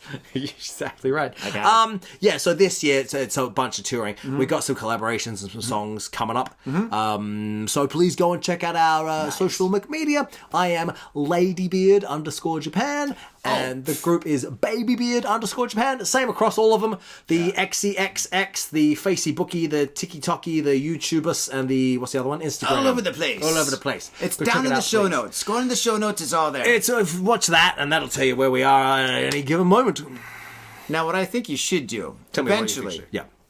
Merchandise. You can find that merchandise. Yeah. Yes. It's on No, the but I internet. think you've got merchandise, but I think you got to expand it, man. Yeah? And I've Tell been me what coming you're to thinking. Now, I used to work in advertising. Oh, You know, good point. I Yeah. got a degree in business and stuff. You know. Do you? So, well, yeah. Oh, great, okay. Advertising. Yeah. I was an art director, believe it or not. Now, the thing is, though, I think you should expand. Now, what Right, you're tell doing me. is great. The T-shirts, the keychains, all that stuff, the glow sticks is fantastic. But the thing is, you got to take it to the next level. All right. What I'm thinking is this: you got to move to you got to go to companies that have a lot of money, right? For example, Tesla. Now, Tesla makes rockets and cars and stuff like that. So you got to work with Tesla. You got to be like, Tesla, I know you're coming up with all these concept cars, but why don't you take the concept cars and then you make it for the people, the hardworking people, the real people. So I was thinking that maybe you come up with like the Ladybeard mobile. Ah, the Beardmobile. That's a great idea. Beardmobile, right? That That's could be a great really cool. idea. That's good. Or maybe Ladybeard, the action figure with a kung fu grip, right? Yes, good idea. That could be awesome. Yeah. So then your kids could collect them all because, like, you know, you've got so many different outfits. Yes, you know? I do. And then you've got your dancers and singers and stuff. Yes, you know, we do. They can all wrestle each other and Yes. stuff. Yes. You know, you can have that. And then maybe let's see here, Ladybeard, the 3D rock and roll movie. Where Oh, you basically, my yes, you got a Lord. movie. It's in 3D. 3D? It's got to be in 3D. Like Final Destination. 110% Oh my 3D. goodness. Yes, absolutely. Where you wear the goggles and stuff is like going towards you, or whatever. I think that's exactly what you got to do. Oh, hell yeah. Oh yes, absolutely. And then maybe you can make something a little bit more domestic for like the family folk and stuff. So you could have Ladybeard, the waffle maker, where people the can make waffle- their Oh, own I see, waffle make your own beards, waffle. right? You know, you put the batter Waffle in there. beard. Yeah, it's a waffle. It comes beard, out right? beard shaped with the Exactly. pigtails. The big of the pigtails. There you go. Yeah. Yes, absolutely. And you know, this list wouldn't be complete if I didn't say Ladybeard, the flamethrower. Oh, Elon! You get him all, my friend. Exactly. Hey, how else are you going to get that waffle nice and reheated? You know? Exactly. Ah. And, you know, I was thinking for Christmas and stuff, you know, you could get something for the whole family. I mean, every dad wants a flamethrower, Yeah, especially in our generation. You know? Yeah, come on now. It's bread and butter by this stage. You can't Yeah. have a dad without a flamethrower. That's true. If you're a That's cat definitely dad, true. you can't have a cat dad without a flamethrower. Well, you know, I think Jaja has a flamethrower. Oh, yeah? Yeah, she said, "Where's my snacks, Johnny?" I'm like, my "Oh, all right, goodness. I'll get you the snacks. I'm so Goodness sorry." gracious me. You woke me up, huh? Those are excellent. That's how she talks. Excellent merchandising. That's how she talks. That's when What? when she sound drinks. very Yeah. appropriate. Yeah. Those are excellent merchandising ideas. Thank you. Yeah. I'm looking at Shiori. We're getting the thumbs up. I don't. All right, yes, excellent. Yeah, bodyguard said thumbs down. They're like, that flamethrower's a bad idea. Yeah, well, the guy over there is calling the lawyer. He's like, I don't know. The lawyer's pissed. How effective a weapon is a flamethrower? Because their range is not particularly long, is it? You know, the thing is, though, I never understood the flamethrower because if you're shooting a flamethrower, isn't that hot for the guy that's holding it? You're like, this is hot. This is hot. You My know, hands. Rammstein, Yeah. when they're interviewed, they talk about how hot it gets on stage because they use all that pyro, you know, Oh, yeah. flamethrowers coming out of the guitars and whatnot. Dangerous, yeah. And very dangerous. Mm-hmm. So Flaka, the little keyboard player who gets put in the pot and everything, he talked about on stage. It's hot. It's not a little bit warm. It's hot. And it's dangerous, and they get burns and whatnot. And people don't, like, the audience does not have a concept of how uncomfortable it is to be on stage in that level of heat. You know, you got to play your 90-minute long show, headbanging and everything the whole time, and it's boiling hot the whole time. My gosh. I wonder what they drink. Like, we're sponsored by Pepsi. Or Clearly, im Mittelfeld. That's what they drink. This German cup. That's what Rammstein drink from. Im Mittelfeld. Zeissen 2017-18. Excellent. Which team is this? is a IF soccer Union? team. IF Union? TF Union? TF Union. Excellent. We have a lot of fans in Berlin, so yeah, they know. They're like, oh, I know that team. How did you get that cup? Meine liebe Berliner, vielen Dank für heute. Gott faded gesagt. I can't speak German anymore. Yeah, ich liebe die dich. Is that it? I love liebe you. dich. Yeah, that's Ich liebe good. dich. I Ich can't. heiße Johnny. Good, you do. Yes, true. Du bist Scheißka. Wow, The bad words. Yeah. Now we gosh lost our G rating, Johnny. It's not that bad if it's in German. Well, fair enough. Yeah, I mean, how many German kids watch this show? I don't know how many German kids watch this show. About 200. 17, I was going to say. They're like, ich bin Igen the Spiegel. Meine Lehrerin! Das ist nicht so gut. Oh Gott, bitte, das ist it's okay. All right, so now we're PG-13, but that's okay. We get one. Have you spent time in Germany? Oh, many times. It's wonderful, isn't it? Yeah. I used to go on tour back in the day. Yeah, I used to go there and I used to paint at the nightclubs. Oh, no joke. Yeah, I used to do the live painting and stuff. In Berlin and whatnot. Yeah, I did that since what? I think the first time I went there was in 2012. And I went there once or twice a year all the way until the pandemic. And the pandemic destroyed everything, so. Yeah. Yeah. But That'd be crazy live painting in German nightclubs. Yeah, there's 5,000 people watching me. There's a DJ here, there's a DJ there, there's dancers over here. I've got this huge canvas. It was about the size of this wall right here, and I'm painting this huge canvas with black lights and fluorescent paints and stuff or whatever. Awesome. And it was absolutely amazing. And then I would do that one night, and then I get on an airplane, then I fly to France and do it over there. And I do it in Paris, then I go to Amsterdam, and then Greece. Amazing. Yeah, it's super cool. Let me interview you for a second. When you're doing your live painting, sure, yeah. How tiring is that not? Because I imagine it takes a good 2 hours or something to get a whole wall painted. Yeah. Oh, way more than that. Way more. Really? How long does a painting take? Depending on the size. A wall this size will probably take me about 5 or 6 hours. But 5 or 6 hours? Well, yeah. Well, not 5 or 6 hours. Probably about 4 or 5 hours or so. Wow. It really depends on what I'm doing, right? Really? It depends on how much detail I'm doing, how fast I'm working. But the thing is, once I start really working, it's just time flies. Before I know it, it's halfway done. Really? And it depends on how many people talk to me too. Right. It's when you're working, people will start coming up to you and they're like, "What are you doing?" Because they don't have that concept of live painting over there. That's why I got booked so much. Oh, really? Especially with black lights and stuff. I was one of the first live painters here in Japan, in Tokyo. Talk me through live painting, because I'm not sure I really get it. Talk me through. Okay, so I definitely focus on DJ events, but I've also done rock and roll events and stuff. And when a band's performing or a DJ's playing the records or music, I'll have a canvas and I'll put it up on a wall and I'll set up black lights and I'll paint with fluorescent paints and I'll paint something really, really, really mind-blowing, usually kind of sexy. And it's a great performance. I'm dancing around, and the thing is, when I come up with a concept, an idea for the painting, it changes dramatically because when you're up there's a lot of energy from the crowd. You've got there could be anywhere from 50 people to 5,000 people behind you dancing and enjoying the night, and the music's so loud, they're so powerful, and you get into the whole groove, you're in the muse, right? And you're putting paint in places and you're making these images and stuff, and you start off with one idea, but because there's so much energy and creativity in the air, the paint is completely different by the time you finish. And then when you finish, you're like, oh my goodness, this is crazy. And this is actually one of my paintings that I made at a nightclub. Was it this 3 years ago or something that I made into a t-shirt? Yeah. Really? But this one was a small one. I did this one in Tokyo. So yeah, and then the crazy thing is I use black lights, right? So everything's glowing. It's bong. And you see a lot of live painters here in Tokyo and other places in the world, they use white lights, right? Tungsten lights. When you go to a nightclub, you want to be kind of incognito. You don't want people to see you, so you want to dance and have a lot of fun, you don't want people filming you and putting you on the internet and stuff, right? So the thing is, I use black lights, so everybody's even myself, you can't really make out my face. And if you take a picture, cameras don't really pick up black lights and people and stuff so well, so everybody's all purple and stuff. The photos, they turn out pretty nice, but of the artwork, but of people, not really. So it's the perfect medium, and I've been doing it since the first time I painted was in 2011, right after yes. It was 2011, the weekend of the big earthquake that happened here. No joke. I painted at Club Woom, right? My friend, Woom? Yeah, this is a crazy story. It was my first time painting at a nightclub, painting live, right? And I was practicing and I was getting all ready and stuff, whatever, and the earthquake happened, the big earthquake in 2011, which is devastating, right? And all of a sudden, afterwards, the next day I called my friend, I was like, oh my God, is the event still happening? The event was on Sunday and the earthquake was on Friday afternoon. My friend's like, oh my gosh, all the DJs from overseas canceled, but the club says we have to do the show. And I'm like, all right, cool, I'm super down. So I show up at the club, there's nobody there, right? I show up an hour before, half the staff didn't show up, half the DJs didn't show up. So it's the organizer, me, and I think 5 or 6 other people. And so there's 3 floors of DJs, but we only focus on the one floor, right? The other floors are just open, but there's nobody there. There weren't even bartenders there, right? And so pretty much they played music the whole time, and I painted the whole time, and there was nobody there.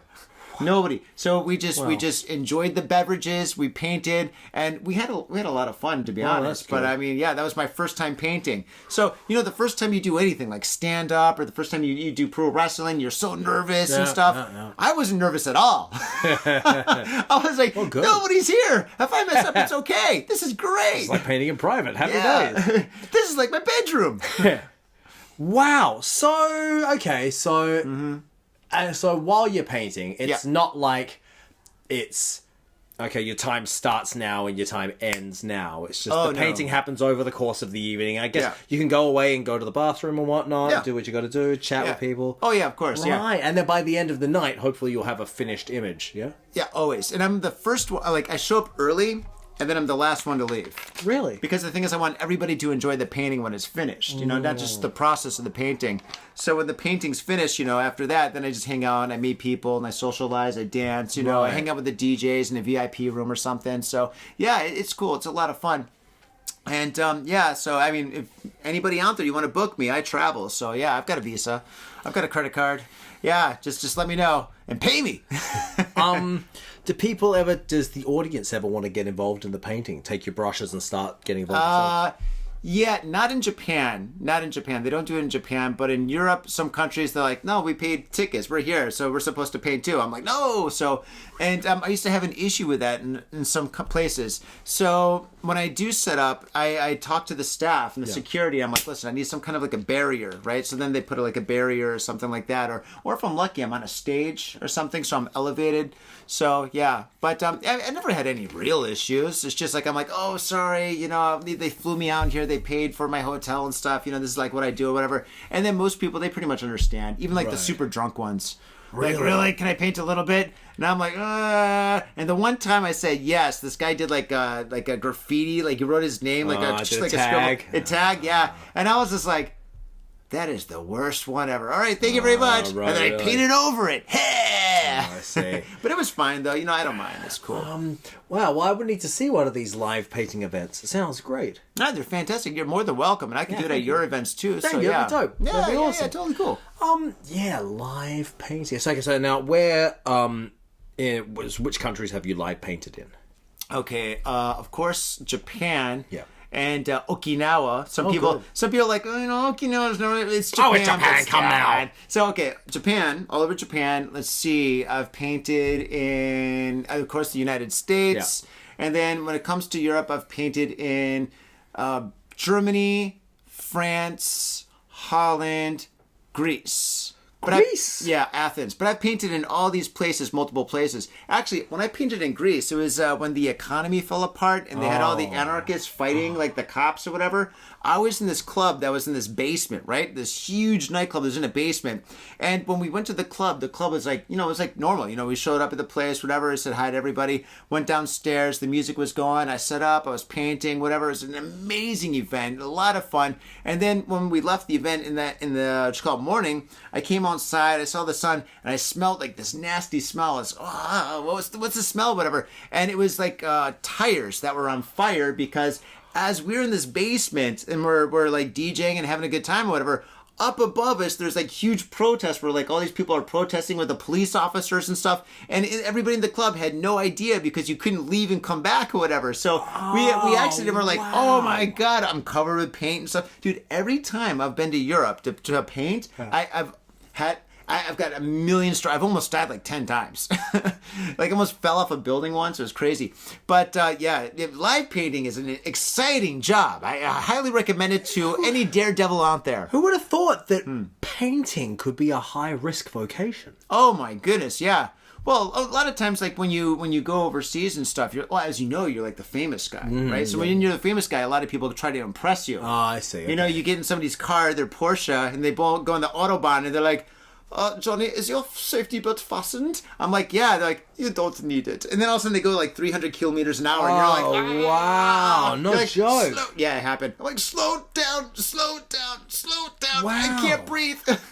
Yeah, because doesn't that happen to you? Don't like they like the organizers and people want to impress you and I don't think quite like that. No, I think they say, let's take you out for a pleasant dinner. That's normally how they try to impress. I get that too. A lot of times they take me out for Japanese food. I'm like, no, I don't want to eat Japanese food. There's plenty of that at home. Wow. So, when you're live painting, culturally, for these different places you painted at, how do the different cultures... How like, working for different audiences as a performer for different cultures, it's always like one of the things I've learned from doing this is a bearded white man in a skirt means something different in each culture. Yeah. So for you, when you're painting, how do you find that you as an artist and your work interacts with the various cultures? You know what? Pretty much like when I do live painting, my style is just like, I've been doing the same style for so long, right? Well, actually now the style is very different, but it's just like the concept. It's usually like really like sexy girls with records or DJs and music and very sexy oriented, right? So that's what I'm known for. And anyway, so I do that. So anybody that looks at the flyer, looks at like the event page, and they check me out and stuff, they know what to expect. And every audience is very respectful, very great.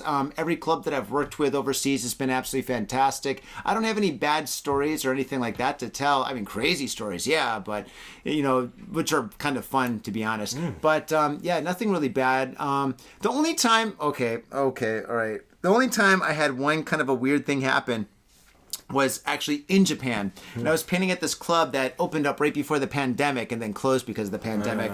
And it was this club that was in this deep basement of Shibuya, right? And it was like a huge club for a minute, and it was really, really popular. And I was painting at this one guy's event, and I was painting this really sexy girl, and she had a skirt that she was kind of lifting it up, and it was like, kind of sexy, right? Okay. And so I had that, and I painted it, and this is kind of like in the kind of like a side room where the music isn't that loud, so you can talk to people. There's like food there and stuff, whatever. And then I finished the painting, and then I went back to like where the food was, because one of my friends was a vendor. So I'm there, I'm hanging out, and having a drink and stuff, and these two people from an English-speaking country come up. It was like a couple, a man and a woman, and the woman goes by, she goes, "Oh my God, would you look at this? This is despicable. This is terrible. This is absolutely horrible. Of course, in Japan, they have stuff like this. This is pornography, blah, blah, blah, blah, blah. Oh, Japan, blah, blah, blah, blah." She's saying like all this stuff, and I'm like thinking like, oh my God, little does she know I'm the one that painted it, right? And then this is the best thing. She's like storms off, but her boyfriend stuck around, was looking at it. He pulled on his phone and took a photo of it. Awesome. And I was just like, yes, yes. You're like, yeah, I agree. Oh, yeah. Yeah, I still got the painting. It's over there under my bed. No joke, really? Yeah, it's That's great. Awesome.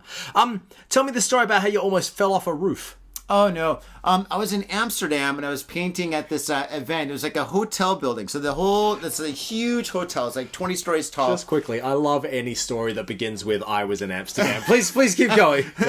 No, it's not bad. But anyway, we go to this hotel, and it's like this hotel on the very top floor. During the day, it's a restaurant. Yeah. But in the evening, they turn it into a nightclub, right? Oh, great. And I'm dreadfully scared of heights. I hate heights, right?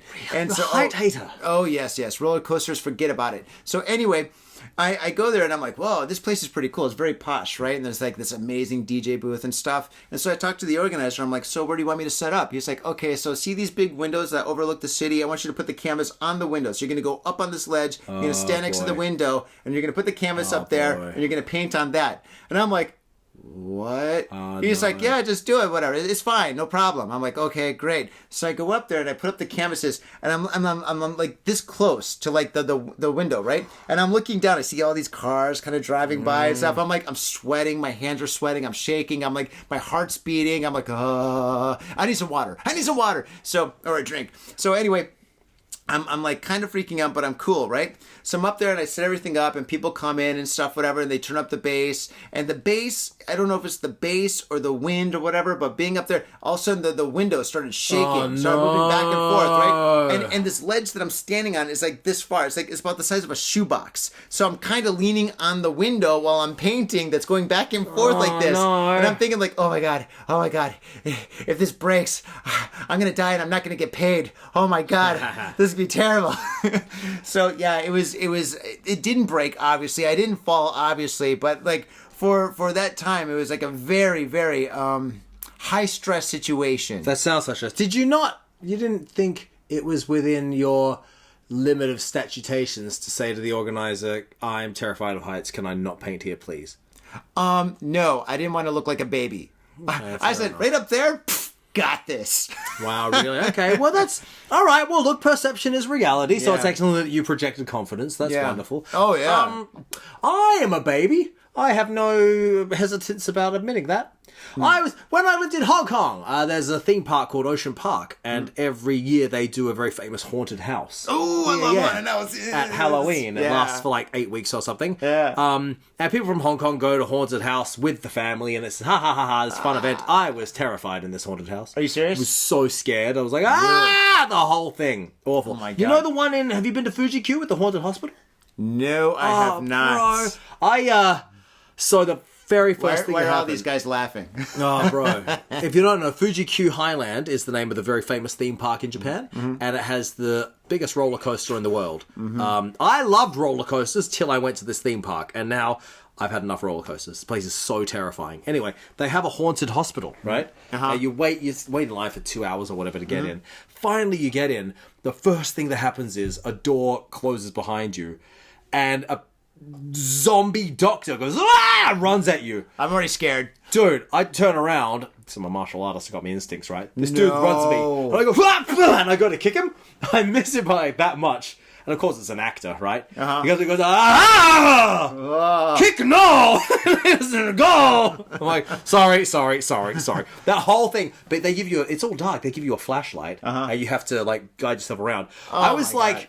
Those, like in police movies, when they got the flashlight coming out the back of their hand, they do this around the corners and stuff. I was so scared. Oh my God. I was so terrified. Really? I was there with my old manager, and she's this little Japanese woman, so now I feel this big sense of responsibility to protect her. Yeah. And there's zombies and whatnot popping out, but then I'm so scared. We're going through this thing so slowly. Really? And then other Japanese people are just kind of walking past it. Not scared of this whole Come thing on, at all. kids, let's go. 100%. I'm like, I'm such a baby. It's amazing. Oh my gosh.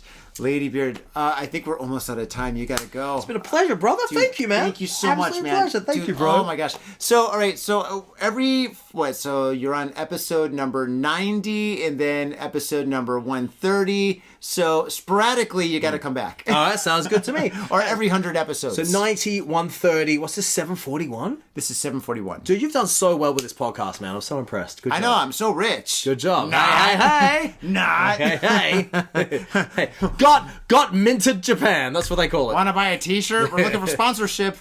South by Southwest. I'm looking at you. Hey, South by Southwest Airlines. We're looking at you, baby. It's been a pleasure, man. Thank you for inviting me back. Dude, thank you, man. Is there anything that you need to plug? That you want to plug? That you should plug? Australia tour halfway through the year. Boom. Aussies, see you there. Americans, please pay attention to my social media. Something. And everyone else, pay attention to the social media because maybe a little bit of the Europe, maybe a little bit of the Southeast Asia. This year, go to at Ladybeard _Japan. Press follow, subscribe, etc. And please go to my group at Babybeard _Japan. Like, click, follow, subscribe, hit the bell, hit the notification button, hit the oi. Listen, I'm so bad with the tech. Listen to me, I'm like a bumbling gorilla. The press button. I use my nose. Yeah, right. I'm looking into my mirror machine. Glass box. Thank you very much for watching. Thank you very much for paying attention. Please check out my group, Babybeard. Make sure you keep supporting and paying attention to Got Faded Japan. My man, Johnny #1. Hey, this man's running for Tokyo Mayor. Johnny, #1. He's going to clean up this one-horse institution. This man. I don't want the responsibility. Hey. I got to call my lawyer now. Yeah, cleaning up the institution. No, I'm part of the institution. No, drain the swamp, Johnny. Drain the swamp. Oh, jeez, Louise. I got enough on my plate. Well, fair enough. Oh, gosh. All right, we'll just muddy up that swamp. We'll stir it around with a big stick. I'm swimming in it, baby. Here I am. It's good swimming in a swamp. You ever swum in a swamp? I kind of have. Yeah, you get that algae all over you. That's actually quite good, isn't it? So I got that rash. Do you have anything you want to plug? Go to Got Faded at Got Faded Japan. Is that your handle? They're there right now. They're fine. I don't know. But faders, thank you very much for tuning in to Got Faded Japan. If you can, go to iTunes, give us a 5-star review, write something groovy. It means a lot to us. We do have a Patreon. Give us a couple of bucks. It keeps the lights on. Also, we are all over social media. Instagram is probably the best way to check us out. We upload stuff almost every single day. Funny videos, crazy videos, wild videos. This video, maybe some shorts will be up there too. And and if you are in Japan, come down to Tokyo Art Tank, happening on May 27th to June 2nd. I forgot for a second. Oh boy, I need another cup of coffee. I'll just tell you a little bit of knowledge that I have from working with the 20-year-old Japanese females before we go. Okay. If I sit slightly forward on this and you sit slightly backwards, see how I just get close together there. Do you see how now your face is smaller than mine, so you look cuter than me? So this is what the girls will do. They'll they have the guy they like, and they'll introduce a friend, and they'll go, isn't this girl cute? Sit here, so her face looks smaller, she's cuter. It's all Machiavellian and subversive. So the guy is like, well, you have a big face. And even more attracted to, can you believe it? Look at this Machiavellian subversive system. We should probably cut this. All right, yeah, we're going to cut all this out. Thank you for watching Got Faded Japan. Bye-bye.